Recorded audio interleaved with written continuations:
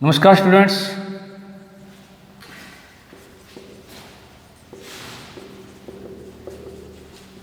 आज अपने करने जा रहे हैं डेवलपमेंट बायोलॉजी का लेक्चर नंबर 30वां लेक्चर जो है वो अपने करने जा रहे हैं। और जो कि क्लास बीएससी सेकेंड ईयर और बीएससी बीएड थर्ड ईयर के लिए सिलेबस के अंदर अपने दिया है। देखिएगा स्टूडेंट, अभी अपने जो पीछे प्रीवियस क्लास जो थी उसके अंदर अपने देखा था reproductive cycle, menstrual oestrous cycle and menstrual cycle, जो कि फीमेल जो स्तनधारी मादाएं होती हैं, मेमेलियन फीमेल्स, उनके अंदर पाई जाती हैं। तो उनको अपने अच्छे से देख लिया। आज अपने नया टॉपिक शुरू करने जा रहे हैं, वो है गैमेटोजेनेसिस। गैमेटोजेनेसिस, युग्मक जनन, अगर हम हिंदी में बोले तो युग्मक जनन। देखिएगा कि युग्मक जनन की परिभाषा क्या है। पहली बात तो ये है, या ये पहली बात हम बात करते हैं युग्मक क्या है। सबसे पहली बात तो अपनी ये करते हैं, युग्मक क्या है, गैमेट्स जिनको कहते हैं। तो ये आप 11th का 9th 10th क्लास से पढ़ते आ रहे हैं। युग्मक क्या है, शुक्राणु, स्पर्म और ओवा एंड ओवा दोनों क्या है, युग्मक है। दोनों क्या है, युग्मक है। ये मेल के टेस्टिस में बनता है और ये फीमेल ओवरी में बनता है। तो दो ही गैमेट हैं, स्पर्म और ओवा। तो स्पर्म और ओवा का निर्माण जो है, उसके निर्माण की जो प्रक्रिया है, उसी को क्या कहा जाता है, युग्मक जनन या गैमेटोजेनेसिस कहा जाता है। अब देखिएगा कि गैमेटोजेनेसिस की घटना मेल के टेस्टिस में होती है और फीमेल के ओवरी के अंदर होती है। मेल के टेस्टिस में जब होती है तो स्पर्म फॉर्मेशन होता है, और फीमेल के ओवरी के अंदर होती है तो किसका फॉर्मेशन होता है, ओवा का फॉर्मेशन होता है। तो अगर इसकी डेफिनेशन की बात करें, गैमेटोजेनेसिस क्या है, नर के वर्षण व मादा के अंडाशय में युग्मक यानी शुक्राणु व अंडाणु निर्माण की प्रक्रिया क्या कहलाती है, गैमेटोजेनेसिस कहलाती है। गैमेटोजेनेसिस कहलाती है। क्या कहलाती है, गैमेटोजेनेसिस कहलाती है। ये भी परिभाषा है इसकी कि नर जननांगों व मादा जननांगों में युग्मक निर्माण की क्रिया क्या कहलाती है, गैमेटोजेनेसिस कहलाती है। या नर के वर्षण में शुक्राणु निर्माण और मादा के अंडाशय में अंडाणु निर्माण की प्रक्रिया गैमेटोजेनेसिस कहलाती है। तो कैसे इस बात को अपने बोल सकते हैं, कोई दिक्कत नहीं है। तो युग्मक समझ में आ गया होगा। और युग्मक हमेशा एन होते हैं, गैमेट्स हमेशा क्या होते हैं, क्या होते हैं, एन। एन का मतलब होता है हैप्लॉइड। क्या होते हैं, हैप्लॉइड। हैप्लॉइड क्यों होते हैं, ये आपको ध्यान होना चाहिए, क्योंकि गैमेटोजेनेसिस की जब क्रिया होती है उस दौरान अर्धसूत्री फर्स्ट और अर्धसूत्री सेकंड विभाजन होता है। तो अर्धसूत्री फर्स्ट और सेकंड जो विभाजन होता है वो हैप्लॉइड गैमेट्स का निर्माण करने में सहायक होते हैं। कैसे होता है ये अपने आज देखेंगे इस चीज़ को कि कहाँ पर हो रहा है ये घटना। तो हैप्लॉइड होते हैं, या हम हिंदी में अगर कहें अगुणित होते हैं। क्या होते हैं, अगुणित होते हैं। और अगुणित का मतलब क्या होता है, परिभाषा अगर मैं बोलूं तो जो गैमेटोजेनेसिस के दौरान बने हुए गैमेट्स के अंदर गुणसूत्रों की संख्या उनकी मात्रक कोशिका से हमेशा आधी रह जाती है। तो उस कंडीशन को कहते हैं हम अगुणित अवस्था कहते हैं। या यूँ कह दें कि हमारी प्रत्येक कोशिका, हम जैसे मनुष्य के संदर्भ में हम बात करें, तो मनुष्य के संदर्भ में यदि हम बात करें कि मनुष्य के अंदर गुणसूत्र जोड़े में पाए जाते हैं। और कितने जोड़े होते हैं, 23 के कितने जोड़े होते हैं, 2 सेट होते हैं, 2 सेट होते हैं। कुल कितने हो गए, 46 गुणसूत्र 23 के जोड़े में होते हैं। तो कहने का मतलब ये होता है कि जब युग्मक निर्माण की क्रिया होती है या गैमेटोजेनेसिस की प्रक्रिया होती है, उस दौरान क्या होता है, इनमें से केवल एक ही सेट युग्मक में जाता है। तो एक ही सेट जाने के कारण उसमें 23 गुणसूत्र रह जाते हैं, इसलिए उसको हैप्लॉइड कहते हैं। और हैप्लॉइड जो या अगुणित जो होते हैं गैमेट्स, तो उसमें फिर क्या होता है कि जैसे अपने बात करें, ये स्पर्म है, ये एन है, प्लस में ये ओवा है, ये भी क्या है, एन है। तो ये दोनों एन हो गए। अब जब कोपुलेशन यानी मैथुन की क्रिया होती है नर और मादा के बीच में, होने के बाद में क्या होता है, फर्टिलाइजेशन या निषेचन होता है। निषेचन होता है जब नर और मादा युग्मकों के केंद्रकों का संलयन होता है। तो जब संलयन होता है तो उसमें क्या होता है कि ये कंडीशन आ जाती है n + n = 2n। तो ये वापस डिप्लॉइड हो जाता है। क्या ये कौन सी कोशिका बन जाती है, डिप्लॉइड। इसको कहते हैं जाइगोट। क्या कहते हैं इसको, जाइगोट, जिसको हिंदी में कहते हैं युग्मनज। तो युग्मनज बन गया, जो क्या होता है हमेशा 2n होता है। क्या होता है 2n, क्यों, n स्पर्म का n ओवा का क्या हो जाते हैं 2n स्टेज, आगे 2n, और प्रत्येक सेल जो होती है वो 2n ही होती है। तो इस प्रकार ये एक 2n सेल बन गई। तो स्पर्म के भी कैरेक्टरिस्ट जाइगोट में आ गए, ओवा के कैरेक्टर भी जाइगोट में आ गए। फिर क्या होता है, ये जाइगोट जो होता है ये किसी भी शरीर की फर्स्ट सेल होती है, प्रथम कोशिका होती है। इससे फिर आगे जाकर के पूरे शरीर का निर्माण होना होता है। तो इस जाइगोट के अंदर आधे गुणसूत्र माता के पिता के हैं स्पर्म के द्वारा, आधे गुणसूत्र अंडाणु के द्वारा माता के हैं। तो इस जाइगोट में माता और पिता दोनों के कैरेक्टर आ जाते हैं, और इस जाइगोट से आगे जाकर पूरे शरीर का निर्माण होता है। इसका मतलब उस जाइगोट के अंदर माता व पिता दोनों के लक्षण आ जाते हैं। तो आपको समझ में आ गया होगा कि एन चीज़ क्या है। अच्छा, एन का होने का कारण क्या है, स्पर्म और ओवा हैप्लॉइड क्यों होते हैं, क्योंकि ये अर्धसूत्री विभाजन से बनी हुई संरचनाएं होती हैं। कैसे होता है ये अपने आगे अभी डिटेल में डिस्कस करेंगे इस चीज़ को। अब आपको मैं बता देता हूँ कि जो अपने मनुष्य के संदर्भ में अभी फिलहाल बात कर रहे हैं, तो मनुष्य के संदर्भ में यदि बात करें तो शुक्राणु जो होता है लंबी बेलनाकार पूंछ युक्त संरचना होती है। हमेशा सुन लीजिएगा, लंबा शुक्राणु हमेशा लंबी बेलनाकार पूंछ युक्त संरचना होती है, जो कि गतिमान होती है या गतिशील होती है। और ये जो शुक्राणु है ये फिर अंडाणु तक जाता है। कैसे जाता है, इसको अपने निषेचन का जब चैप्टर पढ़ेंगे, फर्टिलाइजेशन का जब चैप्टर पढ़ेंगे उसके अंदर डिस्कस करेंगे कि यदि बाह्य निषेचन हो रहा है तो क्या क्या घटनाएं घटेंगी, और आंतरिक निषेचन हो रहा है तो क्या क्या घटनाएं घटेंगी। वो अपने निषेचन वाले फर्टिलाइजेशन वाले चैप्टर में डिस्कस करेंगे। तो बात वहाँ पर यही होगी कि शुक्राणु हमेशा गतिशील होता है क्योंकि इसके अंदर पूंछ पाई जाती है, जबकि अंडाणु एचल संरचना होती है। और शुक्राणु अपनी इन पूंछ की सहायता से गति करके कहाँ तक जाता है, अंडाणु तक जाता है, और जाकर के अंडाणु को निषेचित करता है। और निषेचन का मतलब ये है कि दोनों के जो प्रोन्यूक्लियाइज हैं उनको आपस में संयुग्मन यानी आपस में जुड़ जाते हैं, जुड़ने से 2n संरचना जाइगोट का निर्माण होता है, और उसका फिर आगे डेवलपमेंट होता है, वो अपने आगे डिस्कस करेंगे। तो ये सारी घटनाएं घटती हैं किसके अंदर, अपने युग्मक जनन के दौरान। तो युग्मक जनन का मतलब यही है, मैं एक बार वापस रिपीट कर देता हूँ। गैमेटोजेनेसिस क्या है, गैमेटोजेनेसिस में नर के टेस्टिस में स्पर्म फॉर्मेशन और मादा की ओवरी के अंदर ओवा फॉर्मेशन को ही क्या कहते हैं, गैमेटोजेनेसिस कहते हैं। स्पर्म और ओवा दोनों ही हैप्लॉइड स्ट्रक्चर होती हैं जो आपस में निषेचित होकर के डिप्लॉइड स्ट्रक्चर जाइगोट का फॉर्मेशन करती है। और जाइगोट किसी भी सेल की किसी भी बॉडी की फर्स्ट सेल होती है।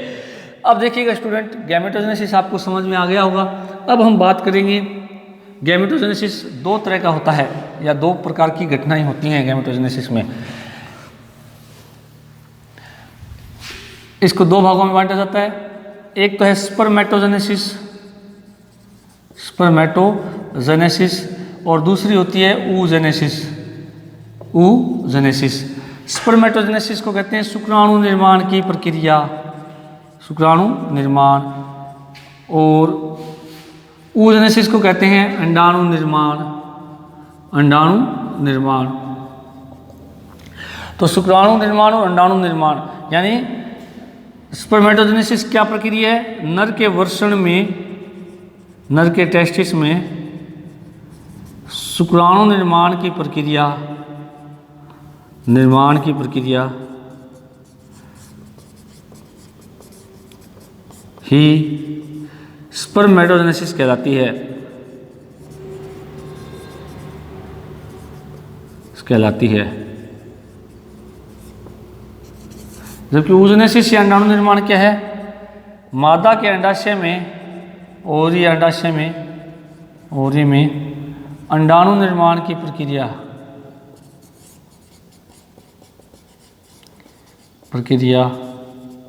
क्या कहलाती है, oogenesis कहलाती है, oogenesis कहलाती है। तो ये दोनों प्रक्रियाएं अब अपने को डिटेल में पढ़नी है। तो पहले आज हम शुरू करना जा रहे हैं शुक्राणु निर्माण या स्पर्मेटोजेनेसिस। अब देखिएगा इस टॉपिक, ये टॉपिक थोड़ा बड़ा है, बहुत इंपॉर्टेंट टॉपिक है और बहुत ही ऐसी बात नहीं है, कोई हार्ड टॉपिक नहीं है, बहुत साधारण टॉपिक है ये। और इस टॉपिक में अपने फिर ये स्पर्मेटोजेनेसिस पढ़ करके हमें फिर स्पर्म की स्ट्रक्चर देखनी है इसमें, इसी में साथ में देखेंगे हम स्ट्रक्चर ऑफ स्पर्म, शुक्राणु की संरचना। और शुक्राणु संरचना में फिर हमें देखना है कि जो शुक्राणु का निर्माण होता है वो कैसे होता है, वो सारा का सारा आज अपने इसमें डिस्कस करेंगे। तो पहली घटना अपनी कौन सी है, स्पर्मेटोजेनेसिस। तो स्पर्मेटोजेनेसिस की बात करें अपने अब, तो स्पर्मेटोजेनेसिस क्या है कि शुक्राणु निर्माण की प्रक्रिया स्पर्मेटोजेनेसिस कहलाती है। अब देखिएगा कि जो स्पर्मेटोजेनेसिस है वो कहाँ पर, और अंदर के टेस्टिस में होता है। किसमें होता है, अंदर के टेस्टिस में होता है। अब देखिएगा कि आपको मैं थोड़ा सा स्ट्रक्चर, अपने पीछे जो टॉपिक पढ़ा था स्ट्रक्चर ऑफ टेस्टिस, उसकी मैं थोड़ी सी बात करना चाहूँगा कि जो अपने स्ट्रक्चर पढ़ी थी शुक्राणु इसकी टेस्टिस की, स्ट्रक्चर ऑफ टेस्टिस, तो देखिएगा मैं थोड़ा सा आपको उस टॉपिक को यहाँ जोड़ने का प्रयास करता हूँ क्योंकि उसी टॉपिक से संबंधित ये घटना घट रही है अपनी। हमने एक स्ट्रक्चर पढ़ी थी स्ट्रक्चर ऑफ टेस्टिस, उसके अंदर हमने डिस्कस किया था कि जो वर्षण होता है उस वर्षण के अंदर दो आवरण होते हैं, एक बाहर की ओर ट्यूनिका वेजाइनलिस होता है और एक अंदर की ओर क्या होता है, ट्यूनिका एल्ब्यूजिनिया होता है। कौन सा होता है, ट्यूनिका एल्ब्यूजिनिया। तो बाहर की ओर वेजाइनलिस और अंदर की ओर ट्यूनिका एल्ब्यूजिनिया होता है। और इस तरह से हमने स्ट्रक्चर बनाए थे, आपको थोड़ा ज़्यादा ध्यान है तो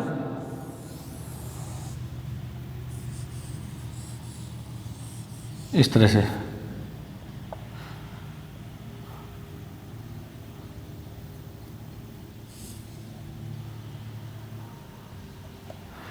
तो ये ट्यूनिका वेजाइनलिस है, ये ट्यूनिका एल्ब्यूजिनिया है।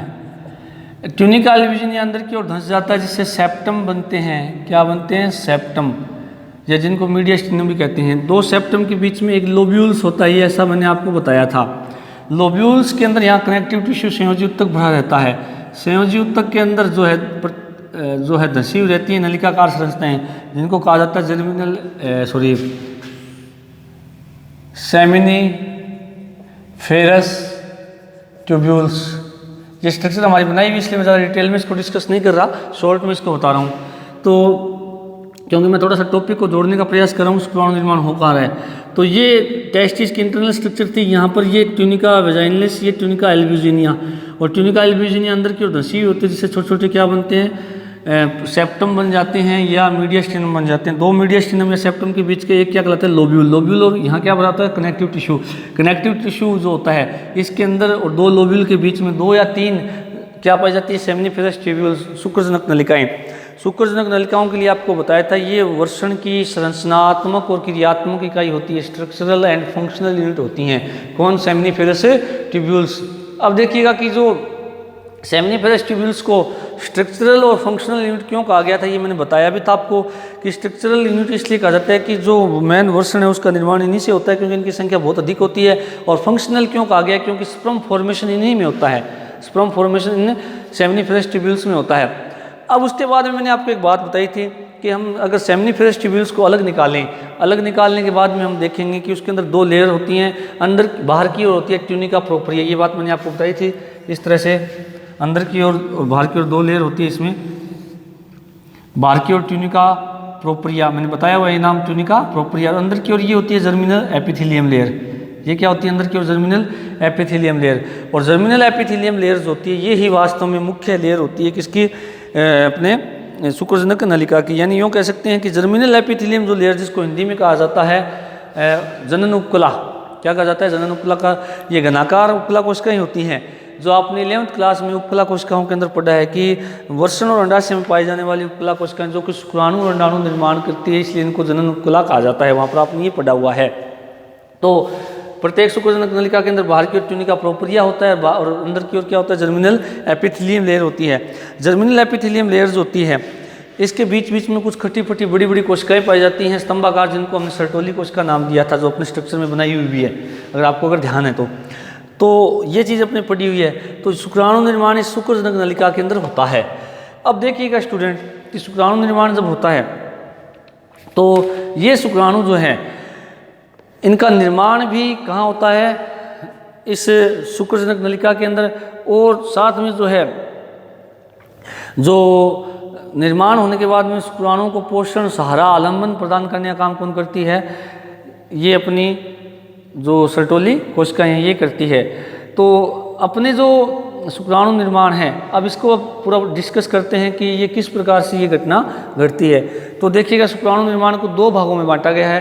पहला है फॉर्मेशन ऑफ स्पर्मेटिड और दूसरा है स्पर्मेटिड का स्पर्म में चेंज होना या रूपांतरण होना। तो अपने इसको पूरा डिटेल में पढ़ते हैं। तो यहाँ तक आपको स्ट्रक्चर समझ में आ गई होगी कि शुक्राणु निर्माण वास्तव में कहाँ हो रहा है। तो एक बार आउटलाइन सुन लीजिएगा।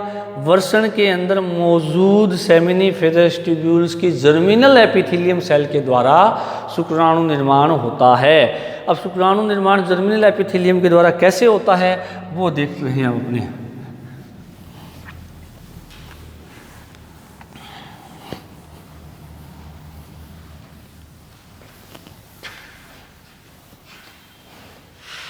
तो हेडिंग अपनी स्पर्मेटोजेनेसिस,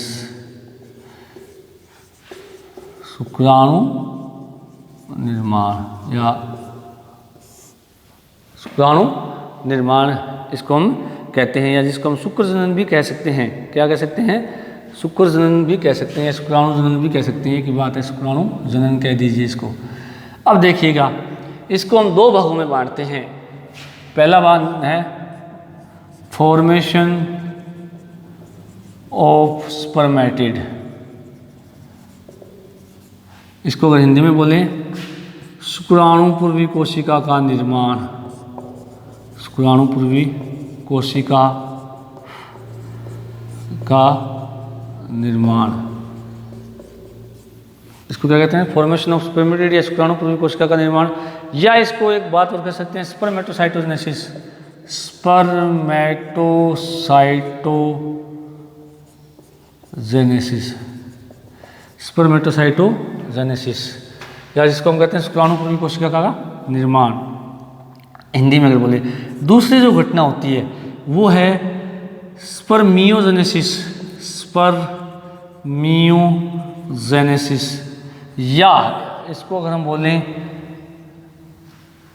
शुक्राणु पूर्वी कोशिका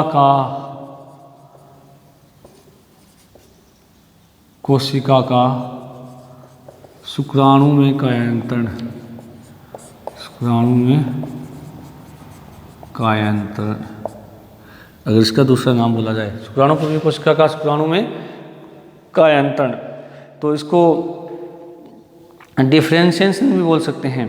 क्या बोल सकते हैं, अपने डिफ्रेंशिएशन भी कह सकते हैं। इसी का एक नाम और है डिफ्रेंशिएशन।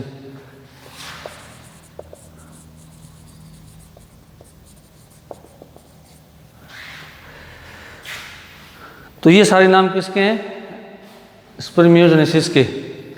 अब देखिएगा स्टूडेंट, अपने दोनों बातों को यहाँ डिस्कस करते हैं। थोड़ा मैं पहले आउटलाइन बताता हूँ, फिर अपने इसको आरेखीय डायग्राम से समझने का प्रयास करेंगे। तो पहली घटना कौन सी है, हम पढ़ रहे हैं स्पर्मेटोजेनेसिस, यानी गैमेटोजेनेसिस के अंदर पहली घटना हम पढ़ रहे हैं स्पर्मेटोजेनेसिस। स्पर्मेटोजेनेसिस की परिभाषा मैंने आपको बता दी थी कि नर के वर्षण में शुक्राणु निर्माण की प्रक्रिया क्या कहलाती है, स्पर्मेटोजेनेसिस। अब देखिएगा स्पर्मेटोजेनेसिस को दो भागों में बांटा गया है। पहली घटना होती है फॉर्मेशन ऑफ स्पर्मेटिड या स्पर्मेटोसाइटोजेनेसिस, और दूसरी घटना होती है जिसको हिंदी में कहा जाता है शुक्राणु पूर्वी कोशिका का निर्माण। अब देखिएगा नाम से क्लियर हो रहा है कि शुक्राणु से पहले एक गोलाकार कोशिका बनती है, एक गोलाकार कोशिका बनती है जो एचल होती है, यानी इमूवेबल होती है, जो मूव नहीं करती।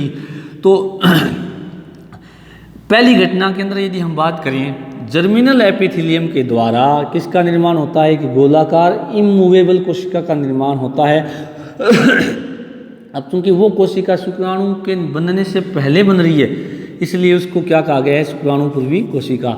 और उसका बनना, ये पूरा प्रोसेस क्या कहलाता है, शुक्राणु पूर्वी कोशिका का निर्माण या फॉर्मेशन ऑफ स्पर्मेटिड। और स्पर्मेटिड का हिंदी में नाम यही है, शुक्राणु पूर्वी कोशिका, यानी ऐसी कोशिका जो शुक्राणु के बनने से पहले बनती है। और हमेशा स्टूडेंट ध्यान रखिएगा, ये कोशिका गोलाकार होती है, यानी राउंड शेप में होती है, और एचल यानी मूवेबल होती है। और इस घटना को शॉर्ट में अगर हम बोलें स्पर्मेटोसाइटोजेनेसिस, तो स्पर्मेटोसाइटोजेनेसिस की यदि परिभाषा आ जाए तो यही रहती है कि शुक्र जनन के समय शुक्राणु पूर्वी कोशिका का निर्माण होना ही स्पर्मेटोसाइटोजेनेसिस कहलाता है। क्योंकि मैं अभी आपको एक सेकंड बात जो बताने जा रहा हूँ, इसमें और इसमें दोनों में कन्फ्यूजन हो जाता है कई बार स्टूडेंट्स को, तो दोनों में कन्फ्यूज होने की ज़रूरत नहीं है। तो स्पर्मेटोसाइटोजेनेसिस का मतलब ये परिभाषा ही है इसकी। स्पर्मेटोसाइटोजेनेसिस का मतलब ये है कि वर्षण में जो है जर्मिनल एपिथेलियम, उसके द्वारा शुक्राणु पूर्वी कोशिका जो है उसके निर्माण की प्रक्रिया क्या कहलाती है, स्पर्मेटोसाइटोजेनेसिस। अब देखिएगा दूसरी घटना जो है स्पर्मियोजेनेसिस है। ये स्पर्मियोजेनेसिस क्या कहलाती है, ये स्पर्मियोजेनेसिस। स्पर्मियोजेनेसिस जो है इसको जो है सामान्य भाषा में जो है क्या कहा जाता है कि शुक्राणु पूर्वी कोशिका का शुक्राणु में बदलना या शुक्राणु में कायांतरित होना या रूपांतरित होना क्या कहलाता है, स्पर्मियोजेनेसिस।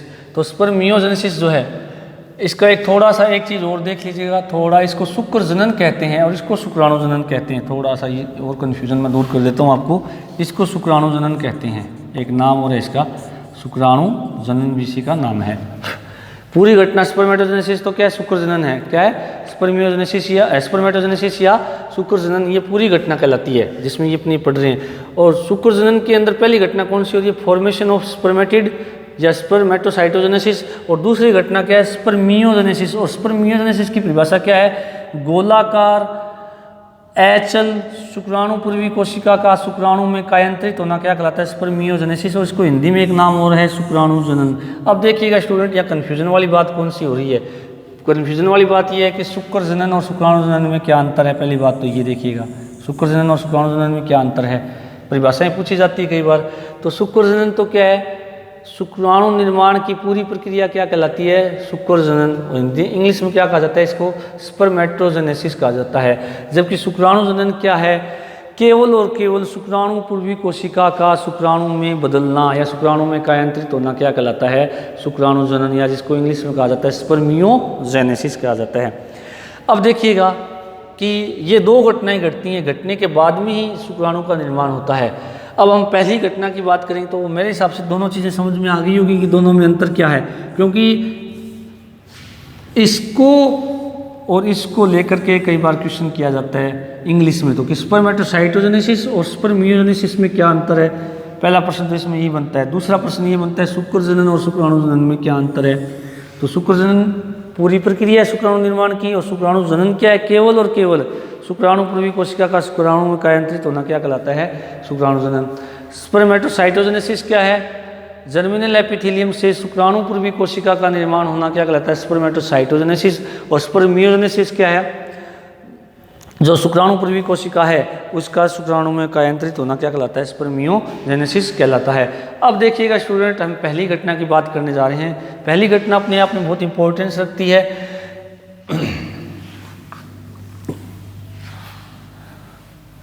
पहली जो घटना है फॉर्मेशन ऑफ स्पर्मेटिड, जिसको हम स्पर्मेटोसाइटोजेनेसिस भी कहते हैं, या शुक्राणु पूर्वी कोशिका का निर्माण। अब देखिएगा इसको तीन भागों में बांटा गया है। इसको कितने भागों में बांटा गया है, तीन भागों में बांटा गया। ये कहते हैं कि ये घटना तीन भागों में संपन्न होती है, फर्स्ट, सेकंड और थर्ड। फर्स्ट अवस्था जो होती है इसको कहते हैं गुणन प्रावस्था, गुण प्रावस्था, जिसको इंग्लिश में कहा जाता है मल्टीप्लिकेशन स्टेज, मल्टीप्लिकेशन स्टेज। दूसरी अवस्था है, इसको कहा जाता है ग्रोथ, वृद्धि अवस्था। क्या कहा जाता है इसको, वृद्धि अवस्था, इंग्लिश में कहा जाता है इसको ग्रोथ स्टेज। क्या कहा जाता है इसको? Growth stage. तीसरी अवस्था है मैच्योरेशन स्टेज, इंग्लिश हिंदी में लिख देता हूँ परिपक्वन अवस्था पहले, परिपक्वन अवस्था, जिसको इंग्लिश में कहा जाता है मैच्योरेशन स्टेज, मैच्योरेशन स्टेज। अब देखिएगा थोड़ा सा, एक स्टूडेंट आपको एक बात और बताता हूँ, ये तीनों की तीनों अवस्थाएं जब हम oogenesis पढ़ेंगे वहाँ भी आएगा, ये तीनों की तीनों घटनाएं जो है वहाँ पर भी लागू होती है oogenesis में, इसलिए थोड़ा सा इनको ध्यान से समझ लीजिएगा कि गुणन प्रावस्था या मल्टीप्लिकेशन स्टेज। गुणन प्रावस्था का मतलब क्या होता है, यहाँ क्या क्या घटनाएं घटती हैं।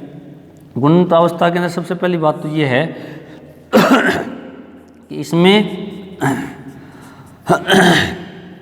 समसूत्री विभाजन होता है, इसमें समसूत्री विभाजन होता है। इस अवस्था में क्या होता है? समसूत्री विभाजन होता है।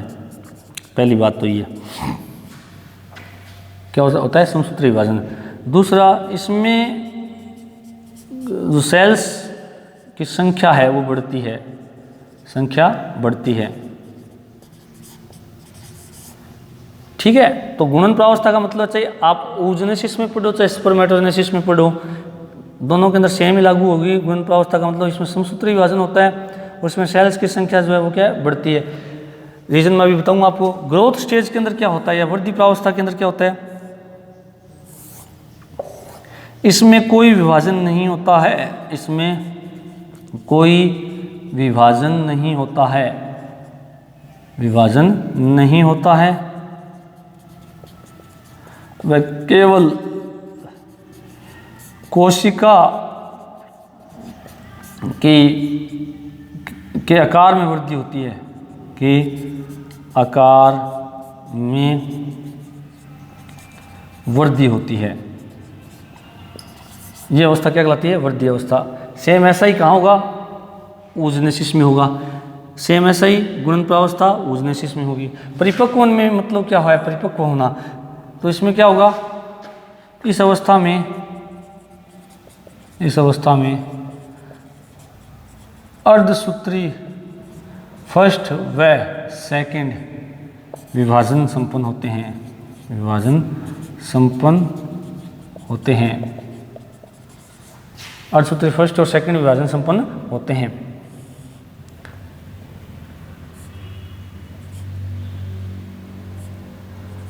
जिससे क्या होगा? जिससे युग्मक में गुणसूत्रों की संख्या मात्र कोशिका से आधी रह जाती है, मात्र कोशिका से आधी रह जाती है। ये परिपक्वन का मतलब होता है।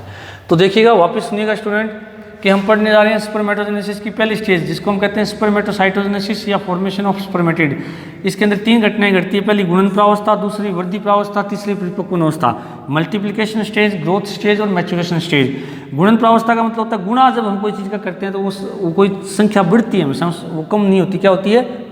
2 गुनी, 3 गुनी, 4 गुनी ऐसी होती जाती है। तो गुणन प्रावस्था का यहाँ भी यही मतलब है कि इस अवस्था में कौन से विभाजन होते हैं? समसूत्री विभाजन होते हैं, जिससे सेल्स की संख्या क्या है? बढ़ती। क्यों बढ़ती है इसका रीजन मैं बता देता हूँ। क्योंकि जब निषेचन होता है तो कभी भी कोई भी जंतु के अंदर जो बनने वाले युग्मक है उनकी संख्या कोई एक नहीं होती है, वो लाखों की संख्या में बनते हैं। तो लाखों की संख्या में जब युग्मक बनने चाहिए तो उन बनने का रीजन कौन सा विभाजन होता है? हमेशा समसूत्री विभाजन होता है। वो कौन सी अवस्था में होता है? गुणन प्रावस्था में होता है। ग्रोथ स्टेज के अंदर क्या होता है कि जो यहाँ पर बनी हुई कोशिका है, गुणन प्रावस्था में जो बनी हुई कोशिका है वो हमेशा क्या करती है? अपने आकार को 2 गुना कर लेती है, यानी आकार में वृद्धि कर लेती है। तो वो अवस्था क्या कहलाती है? वृद्धि कराती है। और यहाँ पर कोई विभाजन नहीं होता है, इस अवस्था में कोई विभाजन भी नहीं होता है। ये थोड़ा ध्यान से समझ लीजिएगा। और परिपक्वन अवस्था, परिपक्वन का मतलब ये होता है गैमेटोजेनेसिस के दौरान कि यहाँ पर युग्मक निर्माण, और युग्मक निर्माण में युग्मक हमेशा कौन से होते हैं? हैप्लॉइड होते हैं। हैप्लॉइड होने का मतलब यहाँ पर कौन से विभाजन संपन्न होते हैं? अर्धसूत्री फर्स्ट और अर्धसूत्री सेकंड। और जब परिपक्वन अवस्था कंप्लीट हो जाती है तो इसका मतलब वहाँ पर जो बनने वाले युग्मक हैं वो अगुणित होते हैं और वो आगे निषेचन में भाग ले सकते हैं। इस प्रकार ये शुक्राणु पूर्वी कोशिका के निर्माण में कितनी घटनाएं घट रही हैं? 3 घटनाएं, गुणन प्रावस्था, वृद्धि प्रावस्था और परिपक्वन अवस्था। अब स्टूडेंट कल अपने इनको पूरा डिटेल में आरेख के साथ देखेंगे। Thank you.